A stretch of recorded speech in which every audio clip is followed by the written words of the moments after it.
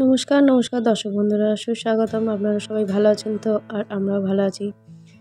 আপনাদের আগের দিনে একটা ভিডিওতে পার্শে মাছ ঝাল কীভাবে আমার মা রান্না করছিল সেটা আপনাদের দেখিয়েছিলাম। কিন্তু চেলা মাছের বাটি চচ্চড়ি কীভাবে হবে সেটা তো দেখানো হয়নি। তাই ভাবলাম আজকে একটু মায়ের এই রান্নাটাও শেয়ার করি।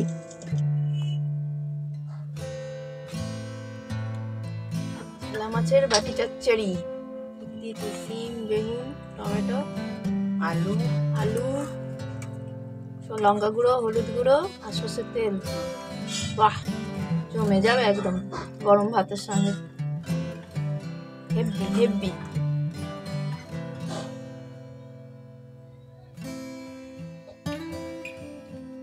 আর হ্যাঁ, ম্যারিনেট করার সময় নুনও দেওয়া হয়েছিল স্বাদ মতোই। এবার মা একটু ধনেপাতা কুচিয়ে নিচ্ছে মাছে দেবে বলে। কড়াই তেল গরম হয়ে গেছে, তেলটা একটু বেশি দিতে হয়। আর ম্যারিনেশনের সময় তো তেল তো দেওয়াই রয়েছে, এই বুঝে দেবেন। মা মাছগুলোকে একটু ছড়িয়ে দিচ্ছে যাতে মাছগুলো কাঁচা না থাকে।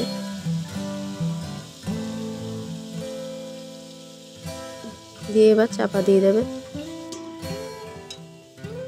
এই রান্নাটা মাঝে মাঝে চাপা দিয়ে দিয়েই রান্না করতে হয়। মাঝে মাঝে চাপা খুলে দেখতে হয় মাছটা কাঁচা আছে কি না।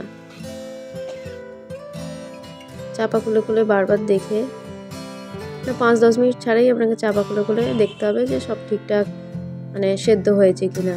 যতক্ষণ না সেদ্ধ হবে ততক্ষণ কিন্তু মাছটা ভালো করে রান্না করতে হবে। এরকম উল্টে পাল্টে দিয়ে চাপা দিয়ে দিতে হবে, তাহলে ভাবে ভাবে সেদ্ধ হয়ে যাবে আর মাছগুলোও কাঁচা থাকবে না।